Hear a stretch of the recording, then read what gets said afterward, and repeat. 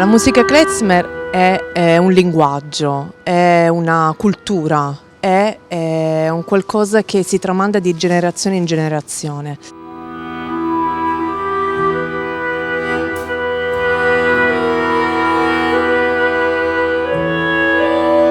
Questa sera noi proponiamo un concerto esclusivamente omaggiando la musica klezmer, perché soprattutto in questo periodo storico molto importante è bene sempre cercare di portare avanti quello che è il pensiero, la cultura delle popolazioni che sono in difficoltà.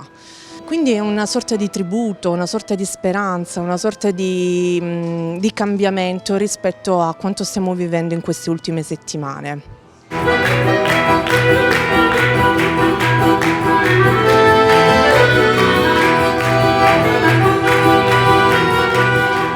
Abbiamo brani di nostra produzione che vertono sulla musica etnica, etno jazz, tutta una serie di culture per poi tirar fuori un qualcosa di, credo, unico per questo tipo di ensemble che è composto da fisarmonica, pianoforte, chitarra e clarinetto.